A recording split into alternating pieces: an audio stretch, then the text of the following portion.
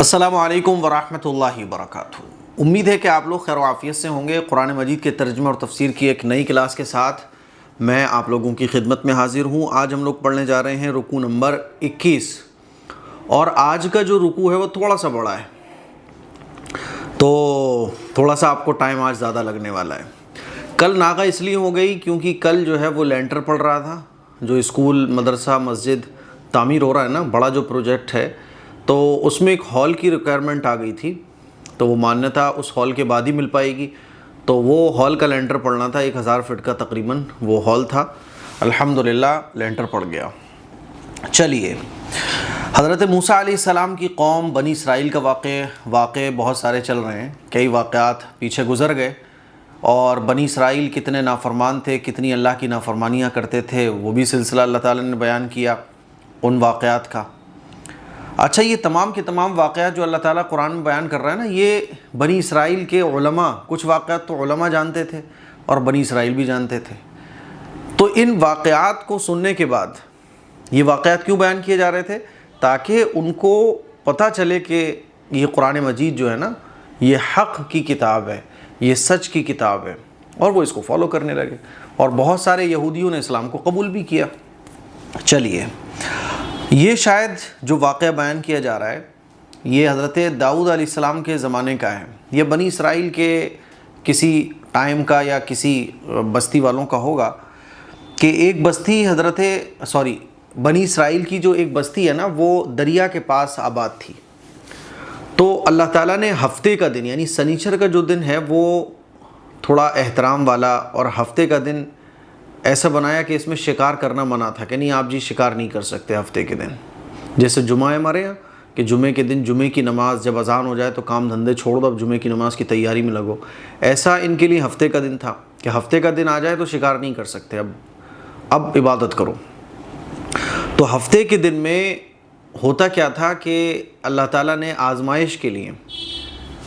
ہفتے کے دن جو مچھلیاں ہوتی تھیں وہ بہت آ جاتی تھیں، اور جیسے ہی سنیچر والا دن گزرا تو باقی 6 دن مچھلیاں نہیں آتی تھی، اور ہفتے کے دن اللہ تعالیٰ نے شکار کرنے کو حرام قرار دیا تھا، اور یہ کہا تھا کہ دیکھو ہفتے کے دن تمہیں شکار نہیں کرنا۔ تو بنی اسرائیل نے کیا کیا کہ انہوں نے ایک ہیلا تلاش کیا، انہوں نے ایک حوض ٹائپ کی بنا دی، اور جب پانی کا بہاؤ آتا تھا تو پانی کے بہاؤ میں وہ پانی جو ہے نا مچھلیوں کے ساتھ حوض میں آ جاتا تھا، پھر جب پانی کم ہوتا تھا تو مچھلیاں رہ جاتی تھیں اور پانی چلا جاتا تھا۔ تو یہ اگلے دن کیا کرتے تھے، اتوار والے دن، سنیچر کو تو مچھلیوں کا شکار کرنا منع تھا، اتوار والے دن یہ ان مچھلیوں کو نکال لیا کرتے تھے۔ تو انہوں نے اس طرح سے ہیلا کر کے اللہ کے حکم کی نافرمانی کی، تو اللہ تعالیٰ نے ان کے اوپر عذاب نازل کیا۔ تو یہ ایک نالائقی کا ذکر اللہ تعالیٰ نے اور کیا ہے، تو وہی واقعہ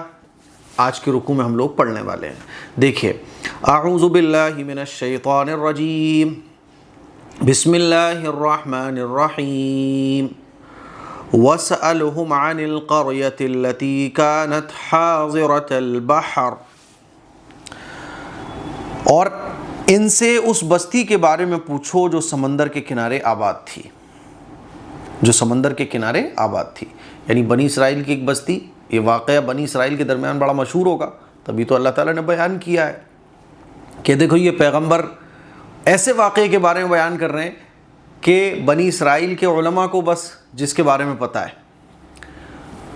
اور کچھ صحیفوں میں اس واقعے کا ذکر ہے۔ تو یہ پیغمبر کو کیسے پتہ چل گیا یہ والا واقعہ؟ وہی آئی، اللہ ہی تو بتا سکتا ہے، کیونکہ عام لوگوں کو نہیں پتا۔ تو اللہ تعالیٰ فرما رہا ہے کہ اس بستی کے بارے میں پوچھو جو سمندر کے کنارے آباد تھی۔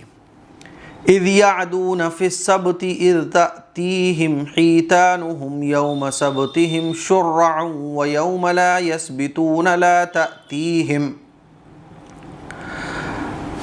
جب وہ سبت کے معاملے میں زیادتیاں کرتے تھے، یعنی ہفتے کے دن میں زیادتی کیا کرتے تھے کہ سنیچر والے دن اللہ تعالیٰ نے مچھلی کا شکار کرنے سے منع کیا تھا، اور یہ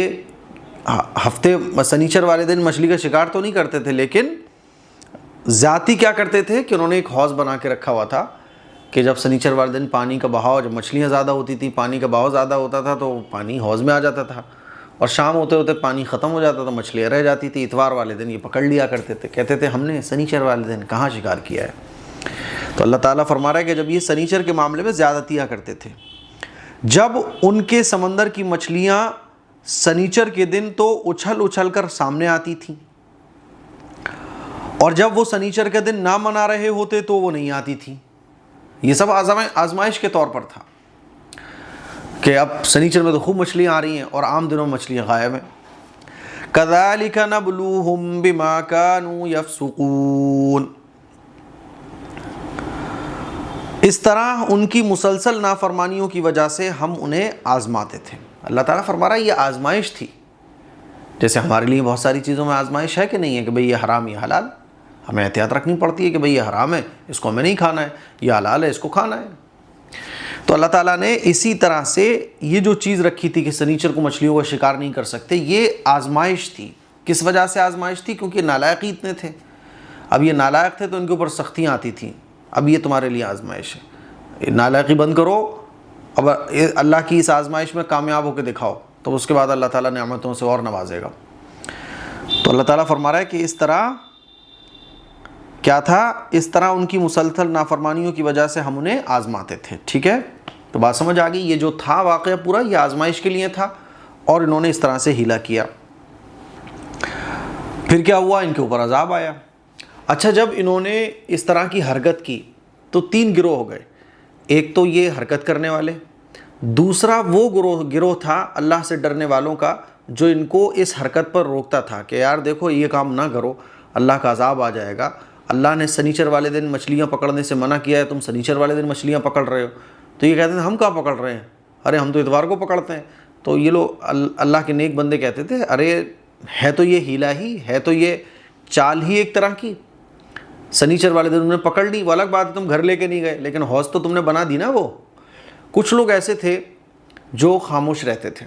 وہ یہ کہتے تھے کہ ارے بھائی ان کے اوپر جب عذاب آئے گا تو تم کیوں ان کو نصیحت کر رہے ہو۔ تو یہ نصیحت کرنے والے جو اللہ کے نیک بندے تھے یہ کہتے تھے ہم ان کو نصیحت اس لیے کر رہے ہیں تاکہ اللہ کے ہم یہ کہہ سکیں کہ اللہ ہم نے آپ کے ان بندوں کو روکا تھا گناہ کرنے سے، آپ کی نافرمانی کرنے سے روکا تھا۔ اچھا، کسی برائی کو روکنا یہ سب سے نمبر 1 کام ہے، امر بالمعروف اچھائیوں کا حکم دینا، اور نہی عن المنکر برائیوں سے روکنا۔ برائیوں سے روکنا اگر طاقت ہے تو ہاتھ سے روکو، زبان سے روکو، ورنہ لاسٹ یہ ہے کہ دل سے برا سمجھو، اور اگر کوئی برائی کو برائی نہ سمجھے، برائیوں سے کسی کو نہ روکے تو پھر عذاب سب پر آتا ہے۔ تو یہ چونکہ برائیوں سے روکتے تھے ان لوگوں کو تو اللہ تعالیٰ نے ان کو بچا لیا، اور جو یہ برائیوں میں مبتلا تھے اللہ تعالیٰ نے ان کے اوپر عذاب نازل کر دیا۔ ٹھیک ہے، آگے دیکھیے، چلیے لفظی ترجمہ کر لیجئے پہلے۔ وَاسْأَلْهُمْ، اور آپ ان سے پوچھئے، عن القریۃ، اس بستی کے متعلق، لتی وہ، کانت جو آباد تھی، حاضرۃ البحر، حاضرہ کنارے پر، بحر سمندر کے، جو سمندر کے کنارے پر آباد تھی، اذ جب، یعدون وہ زیادتی کرتے تھے، فی السبت ہفتے کے دن کے معاملے میں یعنی سنیچر میں، اذ جب، تأتیہم ان کے پاس آتی تھیں، حیتانہم سمندر کی مچھلیاں، یوم سبتہم ان کے ہفتے کے دن، شرعن اچھل اچھل کر خوب زیادہ، و یوم اور اس دن، لا یسبتون جس دن یہ لوگ سنیچر کا دن نہیں منا رہے ہوتے تھے، یعنی جس دن سنیچر کا دن نہیں ہوتا تھا، لا تأتیہم یہ مچھلیاں نہیں آتی تھی۔ کذالک اسی طرح، نبلوہم اللہ ان کو آزما رہا تھا، بما کانوا ان کے ان کاموں کی وجہ سے، یفسقون جو یہ نافرمانیاں کیا کرتے تھے، اللہ تعالیٰ ان کی وجہ سے ان کو آزما رہا تھا، یہ اللہ نے آزمائش رکھی تھی۔ دیکھیے، وَإِذْ قَالَتْ أُمَّةٌ مِّنْهُمْ لِمَ تَعِظُونَ قَوْمًا اللَّهُ مُهْلِكُهُمْ أَوْ مُعَذِّبُهُمْ عَذَابًا شَدِيدًا، اور وہ وقت انہیں یاد دلاؤ جب انہی کے ایک گروہ نے دوسرے گروہ سے کہا تھا کہ تم ان لوگوں کو کیوں نصیحت کر رہے ہو جنہیں اللہ یا تو ہلاک کرنے والا ہے یا کوئی سخت قسم کا عذاب دینے والا ہے۔ قالوا معذرة الى ربكم ولعلهم يتقون، دوسرے گروہ کے لوگوں نے کہا یہ ہم اس لیے کرتے ہیں تاکہ تمہارے رب کے حضور بری الذمہ ہو سکیں اور شاید اس نصیحت سے یہ لوگ پرہیزگاری اختیار کر لیں۔ تو ایک گروہ سمجھاتا تھا ان کو کہ دیکھو یہ نہ کرو غلط ہے، یہ نہ کرو غلط ہے، غلط ہے، اللہ کا عذاب آ جائے گا، مان جاؤ، باز آ جاؤ۔ تو ایک گروہ نے یہ کہا، 3 گروہ ہو گئے نا، ایک گروہ نے کہا بھائی ان کو کیوں روکتے ہو، ان کے اوپر تو اللہ کا عذاب آنا ہے۔ اور اللہ تعالیٰ ان کو عذاب دے گا، یہ ہلاک ہو جائیں گے، تم ان کو کیوں روک رہے ہو؟ تو نصیحت کرنے والا گروہ کہتا تھا کہ ہم ان کو اس لیے روک رہے ہیں تاکہ اللہ کے سامنے ہم کہہ سکیں کہ اللہ ہم نے آپ کی نافرمانیوں سے روکا تھا۔ اس سے ایک بات یہ پتہ چلتی ہے کہ اگر ہماری آنکھوں کے سامنے کوئی اللہ کی نافرمانی ہو رہی ہے اور ہم اس کو ہاتھ سے روک سکتے ہیں، جیسے ہم اپنے گھر میں اپنے بچوں کے اوپر، اپنی بیوی کے اوپر، اپنے گھر کے اوپر مالک ہوتے ہیں، ہم اپنے گھر میں کوئی بھی کام اگر ہو رہا ہے تو اس کو روک سکتے ہیں، غلط کام ہو رہا ہے، پھر بھی ہم اس کو نہیں روک رہے تو یہ غلط بات ہے۔ اگر ہم کسی برائی کو ہاتھ سے روک سکتے ہیں تو ہاتھ سے روکیں، زبان سے روک سکتے ہیں تو زبان سے روکیں، اور اگر طاقت ہماری نہیں ہے تو کم از کم دل سے برا سمجھیں۔ تو اس سے یہ پتہ چلتا ہے۔ تو ان لوگوں نے کیا کہا کہ تاکہ، اور دوسرا یہ کہ ہم ان کو اس لیے نصیحت کر رہے ہیں، ہو سکتا ہے کہ ہماری نصیحت ان کے دل پہ لگے اور یہ ہماری نصیحت کو اور ہماری باتوں کو سمجھ جائیں اور یہ اللہ کی نافرمانی سے باز آ جائیں۔ تو اللہ نے کیا کہا؟ وَإِذْ، اور یاد کرو وہ وقت، قالت، جب کہا، امتن، ایک گروہ نے، منہم، اس میں سے، کیا کہا؟ لما تعظون، کہ تم نصیحت کیوں کرتے ہو، قوم، ایسی قوم کو، اچھا کہ قوم، تم ان لوگوں کو نصیحت کیوں کر رہے ہو، اللہ مہلکہم، ان کو ہلاک کر دے گا، او یا معذبہم، ان کو عذاب دے دے گا، عذابا شدیدہ، بڑا سخت عذاب۔ قالو، تو ان لوگوں نے کہا، کن لوگوں نے؟ نصیحت کرنے والوں میں، معذرتن، یہ اللہ کی معذرتن، یہ معذرت ہے، الی ربکم، اپنے پروردگار کی طرف، یعنی ہم اللہ سے کہہ سکیں کہ اللہ ہم نے تو ان لوگوں کو بہت سمجھایا، تو یہ معذرت ہے اللہ کے لیے، وَلَعَلَّهُمْ، اور اس لیے کہ تاکہ یہ لوگ یتقون، تقوی اختیار کر لیں۔ ٹھیک ہے، آگے دیکھیے،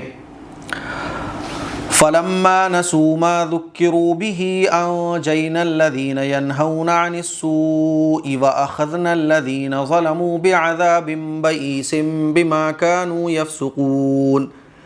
پھر جب یہ لوگ وہ بات بھلا بیٹھے جس کی انہیں نصیحت کی گئی تھی، تو برائی سے روکنے والوں کو تو ہم نے بچا لیا۔ برائی سے جو لوگ روک رہے تھے تو اللہ نے ان کو بچا لیا۔ اس سے ایک بات یہ بھی پتہ چلتی ہے کہ اگر ہم برائی سے نہ روکیں اور برائی کو برا نہ سمجھے، برے کام کو برا نہ سمجھے، تو پھر اللہ کا عذاب سب پر آتا ہے۔ جیسے آج کل ہمارے معاشرے میں پورے محلے میں دھوم دھڑاکا ہو رہا ہوتا ہے، اللہ کی نافرمانیاں کھلم کھلا ہو رہی ہوتی ہیں، ہم سوچ رہے ہوتے ہیں وہی تو کر رہا ہے، میں کیوں پریشان ہوں۔ یاد رکھیے، اگر اللہ کا عذاب آئے گا تو سب پہ آتا ہے۔ جب کسی برائی کو روکا نہیں جاتا، جب کسی برائی کو برا نہیں سمجھا جاتا، اور گناہ اس طرح سے معاشرے میں عام ہو جاتے ہیں کہ وہ گناہ نہیں سمجھے جاتے اور لوگ خاموش تماشائی بنے دیکھ رہے ہوتے ہیں، تو پھر اللہ کا عذاب جب آتا ہے تو پورے سب کو لے کے ڈوبتا ہے۔ اسی لیے برائی جب ہو رہی ہو تو ڈرنا چاہیے اور برائیوں سے روکنے کی کوشش کرنا چاہیے۔ تو اللہ نے کیا فرمایا کہ برائی سے روکنے والوں کو تو ہم نے بچا لیا، اور جنہوں نے زیادتیاں کی تھیں ان کی مسلسل نافرمانی کی بنا پر ہم نے انہیں ایک سخت عذاب میں پکڑ لیا۔ عذاب آ گیا ان کے اوپر جنہوں نے ہفتے کے دن میں اللہ کی نافرمانی کی۔ فلما نسوا، پھر جب انہوں نے بھلا دیا، ما ذکروا، اس نصیحت کو جو انہیں کی گئی تھی، انجینا الذین، تو ہم نے نجات دے دی، الذین، ان لوگوں کو، ینہونا، جو روکتے تھے، عن السوء، برائی سے، وَأَخَذْنَا الَّذِينَ، اور ہم نے پکڑ لیا ان لوگوں کو، ظلموا، جنہوں نے ظلم کیا تھا، بِعَذَابٍ، ایسے عذاب میں، بَئِیسٍ، جو سخت تھا، بِمَا كَانُوا، ان کے ان کاموں کی وجہ سے، یفسقون، جو وہ نافرمانی کیا کرتے تھے اللہ کے حکم کی۔ ٹھیک ہے، آگے دیکھیے، فَلَمَّا عَتَوْا عَمَّا نُهُوا عَنْهُ قُلْنَا لَهُمْ كُونُوا قِرَدَةً خَاسِئِينَ۔ چنانچہ ہوا یہ کہ جس کام سے انہیں روکا گیا تھا، جب انہوں نے اس کے خلاف سرکشی کی تو ہم نے ان سے کہا، جاؤ ذلیل بندر بن جاؤ۔ اللہ تعالیٰ نے ان کو بندر بنا دیا، ان کے چہرے بدل گئے، ان کے اوپر یہ عذاب آیا کہ ان کی شکلیں بندر جیسی بنا دی گئی، اور 3 دن کے اندر پھر یہ سماپت ہو گئے، فنش، ان کا کام تمام، مر گئے۔ اللہ تعالیٰ فرما رہا ہے، فلما، پھر جب، عتو، انہوں نے نافرمانی کی، اللہ کے حکم کی خلاف ورزی کی، عما نہو، اس چیز سے، نہو عنہ، جس سے ان کو روکا گیا تھا، یعنی کہ سنیچر والے دن مچھلی نہیں پکڑنی ہے، قلنا لہم، تو ہم نے ان کو کہا، کونو، ہو جاؤ، قردۃ، بندر، خاسئین، ذلیل، یعنی یہ جو بندر تمہاری شکل بنائی جا رہی ہے یہ عذاب کے طور پہ تمہاری بنائی جا رہی ہے، بندر بن گئے اور 3 دن کے اندر ختم ہو گئے، مر گئے سب، بس اللہ کے جو فرمانبردار بندے تھے وہ رہ گئے۔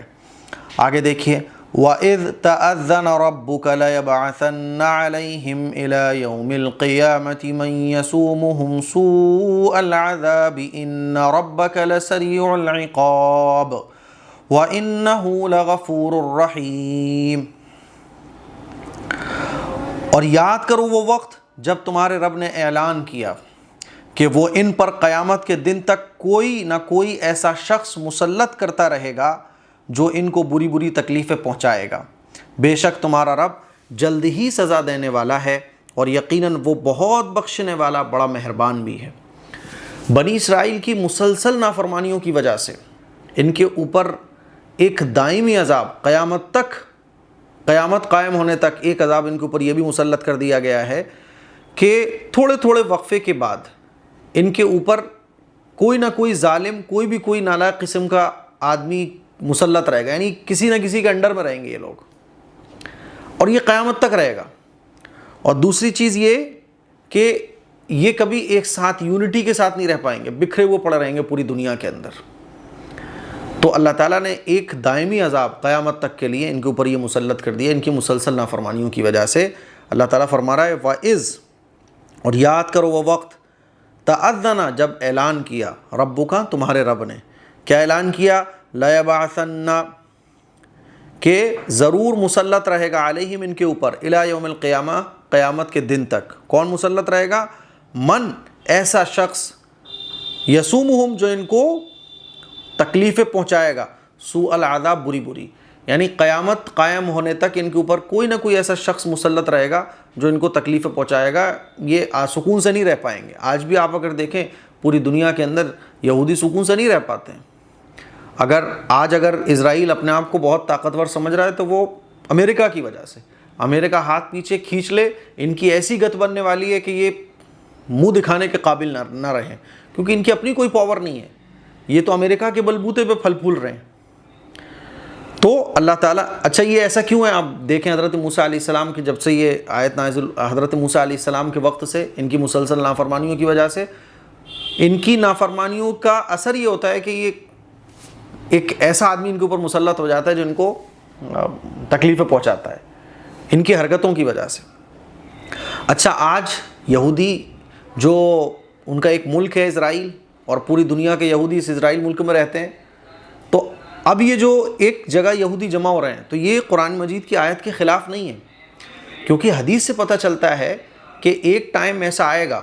کہ پوری دنیا کے یہودی جو ہے نا ایک جگہ آ کے جمع ہو جائیں گے، اور وہ ٹائم ایسا لگ رہا ہے یہی والا چل رہا ہے، کیونکہ اگر آپ دیکھیں تو پوری دنیا کے یہودی جو ہے نا اس وقت اسرائیل میں آ کے جمع ہو رہے ہیں، اور اسرائیل جو ہے نا ان کا وہ ایک ہب بنا ہوا ہے، ایک مرکز بنا ہوا ہے۔ تو اللہ نے جو قرآن مجید میں آیت بیان فرمائی اس آیت کے خلاف یہ نہیں ہے، کیونکہ حدیث میں یہ بھی اللہ کے نبی نے بیان فرمایا کہ قیامت کے قریب ایک زمانہ آئے گا کہ یہودی ساری دنیا سے چل چل کے ایک جگہ جمع ہو جائیں گے، اور یہی ان کا مقتل بن جائے گا، یہی ان کی قتل گاہ بن جائے گی، اور پھر مسلمانوں سے ان کی جنگ ہوگی جس میں وہ لوگ شکست کھائیں گے اور ہار جائیں گے، اور درخت اور پیڑوں کے پیچھے چھپ کے پھر رہے ہوں گے، اور جس درخت اور پتھر کے پیچھے یہ چھپیں گے وہ بھی ان کو بتا دے گا کہ یہ میرے پیچھے چھپا ہے۔ آپ دیکھیے ایسے ہی لگ رہا ہے جو بھی کچھ ہو رہا ہے۔ ان بے شک ربا کا، آپ کا رب، لسریع، بہت جلد، عقاب، بہت جلد سزا دینے والا ہے، وَإِنَّهُ، بے شک آپ کا رب، لغفور، غفور ہے، رحیم اور رحیم ہے۔ آگے دیکھیے اب جو بات میں نے ابھی بیان کی کہ یہ لوگ پوری دنیا کے اندر ٹکڑوں میں رہیں گے، یونٹی کے ساتھ نہیں رہ پائیں گے، ایک جگہ جمع نہیں ہو پائیں گے، یہ بھی ان کے اوپر ایک عذاب ہوگا۔ وَقَطَّعْنَاهُمْ فِي الْأَرْضِ أُمَمًا، اور ہم نے دنیا میں ان کو مختلف جماعتوں میں بانٹ دیا۔ اگر آپ اسرائیل کو بننے سے پہلے کا پورا نقشہ دیکھیں گے تو پوری دنیا میں یہودی جمع تھے، کوئی ادھر کوئی ادھر کوئی ادھر، ان کا کوئی ایک شہر نہیں تھا، ان کی کوئی ان کا ایک ملک نہیں تھا۔ پھر اسرائیل جب بنا ہے تو اللہ کے نبی کی وہ حدیث بالکل سامنے آ رہی ہے۔ اب اگر آپ آج کے کانٹیکسٹ میں دیکھیں کہ اللہ کے نبی کی جو حدیث میں نبی سنائی کہ پوری دنیا کے یہودی ایک جگہ جمع ہو رہے ہیں، ہے نا، تو اللہ فرما رہا ہے ہم نے ان کو دنیا میں ان کو مختلف جماعتوں میں بانٹ دیا۔ منہم الصالحون ومنہم دون ذلک، چنانچہ ان میں نیک لوگ بھی تھے اور کچھ دوسری طرح کے لوگ بھی، نیک لوگ بھی تھے، ایسا نہیں ہے کہ سارے کے سارے نافرمان ہو، کچھ نیک لوگ بھی تھے۔ اللہ کے نبی صلی اللہ علیہ وسلم پر ایمان لانے والے بہت سارے یہودی بھی تھے۔ وَبَلَوْنَاهُمْ بِالْحَسَنَاتِ وَالسَّيِّئَاتِ لَعَلَّهُمْ يَرْجِعُونَ، اور اور ہم نے انہیں اچھے اور برے حالات سے آزمایا تاکہ وہ راہ راست کی طرف لوٹ آئیں۔ یعنی اللہ تو آزماتا ہے،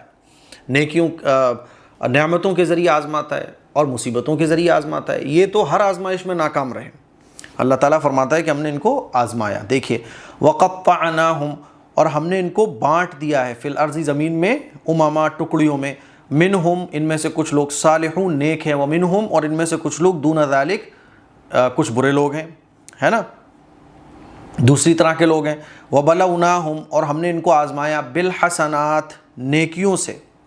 مطلب اچھے حالات سے، وسیئات اور برے حالات سے، لعلہم تاکہ یہ لوگ یرجعون واپس آ جائیں۔ آگے دیکھیے فَخَلَفَ مِن بَعْدِهِمْ خَلْفٌ وَرِثُوا الْكِتَابَ يَأْخُذُونَ عَرَضَ هَذَا الْأَدْنَى وَيَقُولُونَ سَيُغْفَرُ لَنَا۔ اچھا، ان کے ایسا نہیں ہے کہ صرف یہی لوگ نافرمان ہوں، ان کی پیڑھی در پیڑھی سب ایسے ہی نکلے ہیں، جیسے کتے کی دم ٹیڑھی ہوتی ہے نا، تو یہ ایسے تھے، ان کی پیڑھی در پیڑھی اسی طرح کے غلط کام کرتی چلی آئی، اللہ کی نافرمانیاں۔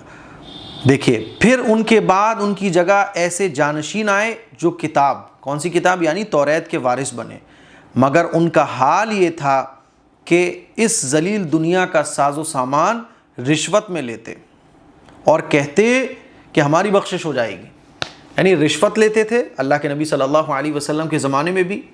کوئی اگر توریت سے سچ اور حق بات جاننا چاہتا تھا تو یہ نہیں بتاتے تھے، مالداروں سے پیسہ لے کر انہی کے حق میں فیصلہ کر دیا کرتے تھے، پیسے دے کے سب چینج کر دیا کرتے اور کہتے تھے ہم تو اللہ کے محبوب ہیں،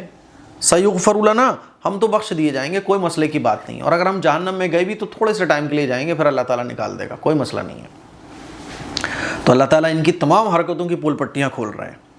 فخلف پھر وارث ہوئے، من بعدہم ان کے بعد، خلفن دوسرے جانشین،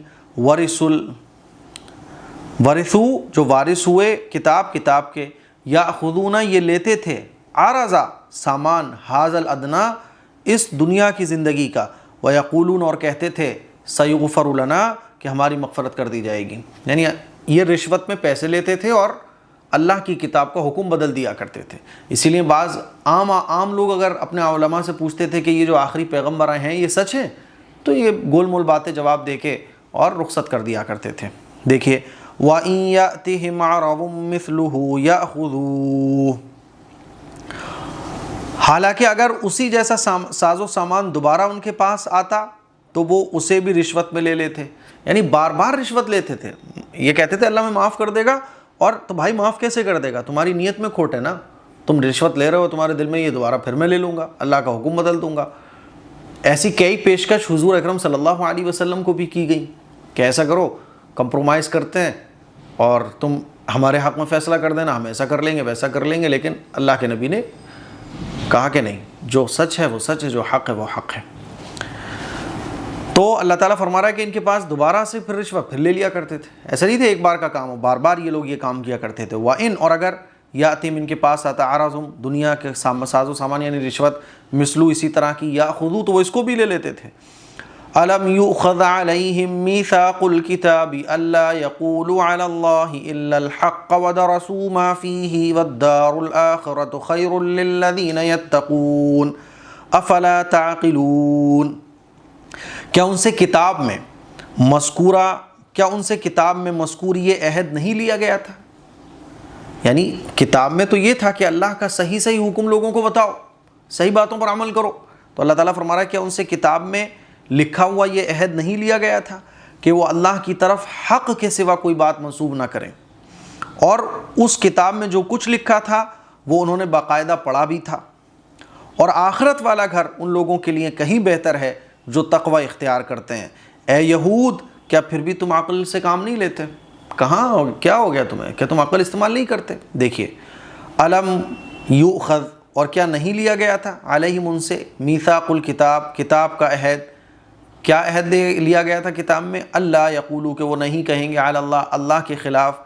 اللہ کے لیے الا الحق مگر سچ بات جو کتاب میں لکھی ہوئی ہے، ودرسوہ اور وہ لوگ پڑھتے بھی تھے، ما جو کچھ فیہ اس کتاب میں تھا،